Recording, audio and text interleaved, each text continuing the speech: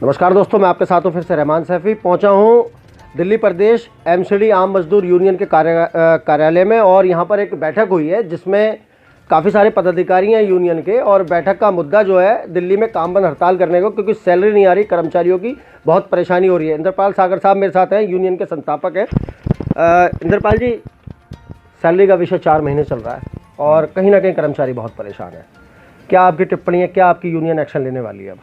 ये हमारी जो संगठन ने एक फैसला लिया है कि भाई लोग पीछे जो इलेक्शन हुए थे लगभग 3 साल पहले, उसमें हम जो है सेकंड नंबर पर आए थे। मात्र कुछ ही वोटों से हम जो है पीछे रह गए और हमारे कर्मचारी भाई बहनों का एक हमारे पे एक दबाव है कि भाई आपको करना चाहिए। हमने तो आप पे विश्वास जताया है, तो उसी को लेकर ये हमारे पूरे संगठन ने आज जो है मीटिंग ली है और एक हमने एक नोटिस भी लगाया हुआ है। उसी को लेकर हमारी ये आज ये मीटिंग हुई है। एक बात मैं यहाँ पर बताता चलूँगा आप सब लोगों को। देखिए, यूनियन का जो जितने पदाधिकारी है, कार्यकर्ता यहाँ पर लगभग फ्रेम में जितने आ सकते थे मैंने उतने लिए, क्योंकि जगह कम पड़ गई।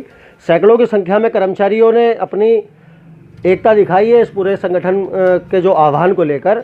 और इंद्रपाल साहब, यूनियनें बहुत सारी हैं, उनमें कर्मचारी भी बहुत सारे हैं, पदाधिकारी भी बहुत सारे हैं, कार्यकर्ता भी बहुत सारे हैं, लेकिन कहीं ना कहीं निगम प्रशासन पर इसका कोई फ़र्क नहीं पड़ता। जब कोई अदर यूनियन धरना प्रदर्शन का लेटर लगाती है, वो सीधे सीधे जीती हुई यूनियन पर उसको डाल देते हैं, लेकिन फिर वो उससे भी बात नहीं करते। इसको लेकर क्या बताएंगे?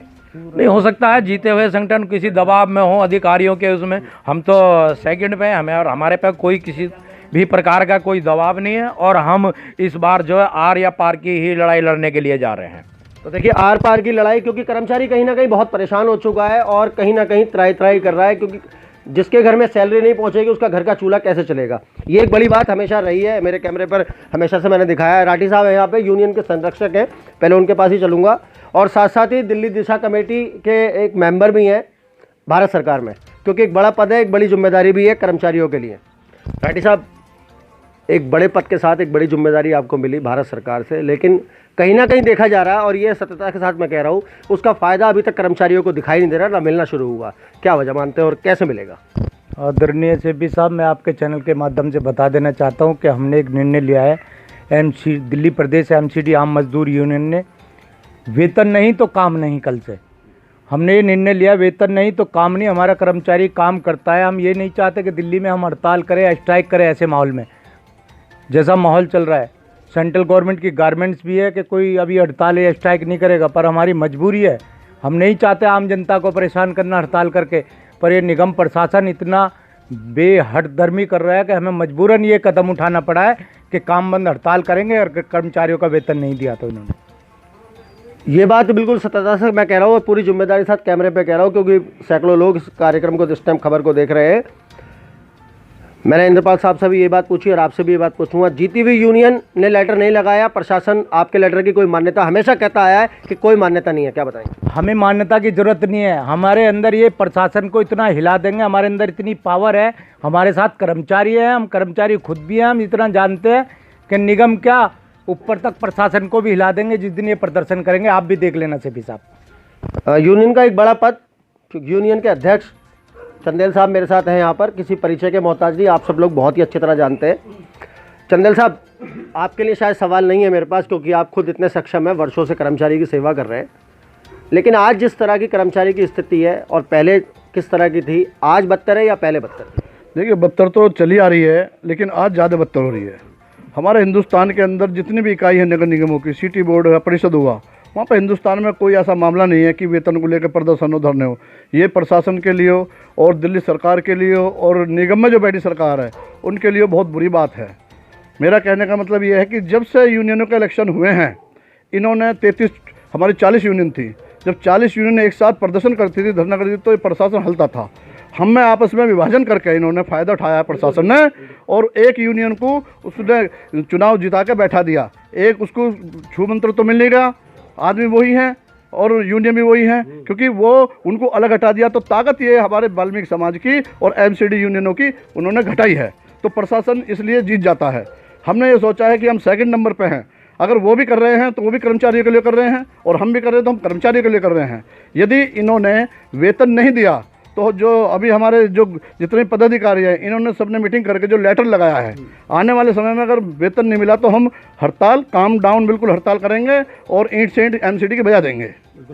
क्योंकि यहाँ पर महिला कर्मचारी भी है, पूछना जरूरी है, क्योंकि जब वो सैलरी एक कर्मचारी को मिलती है तो उसके घर में जाती है, घर का जो पूरा कार्यभार है वो एक महिला संभालती है, क्योंकि उसकी रसोई से जुड़ा होता है पूरा मामला। वो मैं आपसे ज़रूर पूछूंगा, रसोई पे किस तरह का फ़र्क पड़ रहा है, क्योंकि सैलरी नहीं आ रही है, कर्मचारी किस तरह से रसोई को मेंटेन कर रही है अपनी? सर रसोई पे क्या फ़र्क पड़ रहा है ये तो सभी महिलाओं को पता है। जब आदमी कमा के नहीं लाएगा या एमसीडी वाले हमारी तनख्वाह जो देंगे नहीं तो फ़र्क तो रसोई पे सीधा सीधा, और बच्चों की पढ़ाई पे इतना फ़र्क पड़ रहा है, जहाँ से हम उनकी फ़ीस नहीं पे कर पा रहे हैं, बच्चों के रोज़ के खाने पे इतना फ़र्क पड़ रहा है। जो सरकार हमें आने तनख्वाह नहीं दे रही, कितने कितने महीनों से हमारी तनख्वाह रोक लेती है, तो इस तरीके से हमारी फैमिली पे, हमारी रसोई पे भी बहुत ज़्यादा फ़र्क पड़ रहा है। कहीं ना कहीं फ़र्क पड़ रहा है। मैं दोबारा से एक बार इंद्रपाल जी के पास चलूँगा। इंद्रपाल जी, आज इतनी बड़ी बैठक आपके नेतृत्व में यहाँ पर हुई है, अब आपका संगठन की ओर से आज कर्मचारियों को एकत्रित करने के लिए क्या संदेश देंगे? नहीं, हम तो हमारी कोशिश तो यही है कि हम पहले शांति प्रिय तरीके से बात करके, अगर कोई बात बन जाती है, हमारा देखो पीछे दिवाली हो गई, उसमें हमारा कोई बोनस नहीं आया, पीछे हमारे लेफ्ट आउट का सारा काम रुका पड़ा है, वो आगे नहीं बढ़ रहा, कुछ भी एक भी काम नहीं हो रहा, हमें मजबूरी में हमारे संगठन को सक्रिय होना पड़ा है। नहीं, हम यही चाहते थे कि भाई कर्मचारियों ने, भाई बहनों ने उन पर विश्वास जताया है तो भाई कार्य हो, मगर कोई भी कार्य नहीं हो रहा। यहाँ सैकड़ों की तादाद में हमारे कार्यालय पे लोग जो आते हैं और वो कहते हैं भाई अब हमारा आपके ऊपर वो है, आपको करना ही पड़ेगा। तो कहीं ना कहीं यूनियन पर अपना भरोसा कर्मचारी जता रहे हैं। और मैं राठी साहब के पास एक बार दोबारा चलूँगा और एक सवाल मेरा जो ज़रूरी है वो ज़रूर पूछूंगा। राठी साहब, यूनियन की तरफ से नहीं पूछूंगा आपसे मैं भारत सरकार दिशा कमेटी के मेंबर के होने के नाते पूछूंगा, कर्मचारियों को एकत्रित करने के लिए क्या संदेश देंगे आप? देखिए, मैं आपके चैनल के माध्यम से फिर बता देना चाहता हूं, सीपी साहब, हमारे साथ कर्मचारी बहुत ही बढ़िया तरीके से जुड़ा हुआ है। आज की डेट में कर्मचारी त्राही कर रहा है, क्योंकि उनके घर में वेतन नहीं पहुंच रहा है, बच्चों की फीस नहीं जा रही है, और उनके जो है राशन के पैसे नहीं जा रहे हैं, दूधिया के पैसे नहीं जा रहे हैं, बच्चों के स्कूल से नाम काटे जा रहे हैं। इसलिए बहुत ही ज़्यादा रोष है कर्मचारियों में।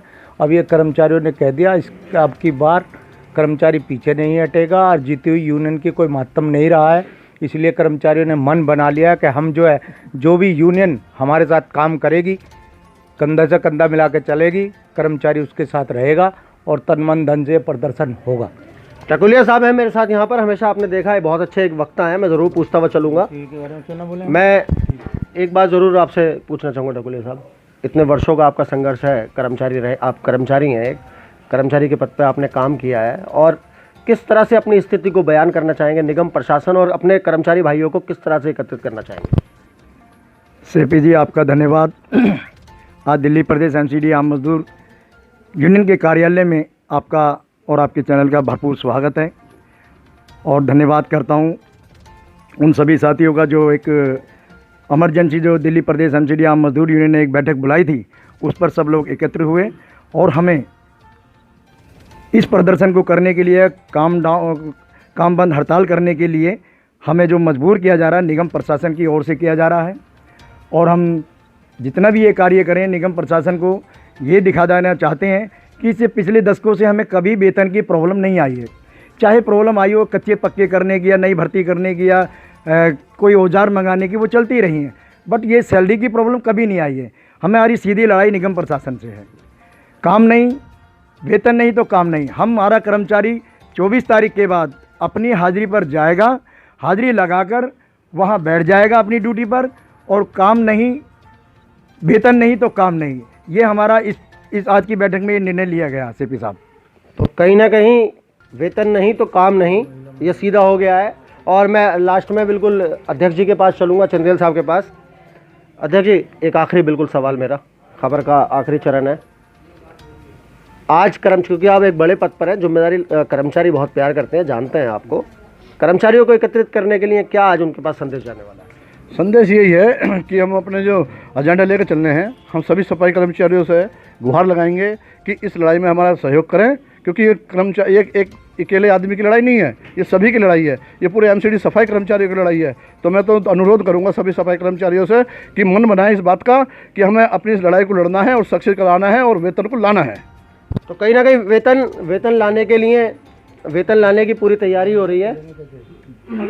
तो वेतन लाने की पूरी तैयारी हो रही है। और ख़बर को ख़त्म करते हुए मैं आप सब लोगों से यही कहना चाहूँगा, जितने भी कर्मचारी को वेतन नहीं मिला है, यूनियनें सक्रिय हो चुकी हैं, कर्मचारियों को वेतन दिला के ही मानेंगी। जिस तरह से कह दिया है वेतन नहीं तो काम नहीं। तो दोस्तों अगले मुद्दे के साथ एक नई बात के साथ आपके सामने दोबारा हाजिर रहूँगा। जय हिंद, जय भारत।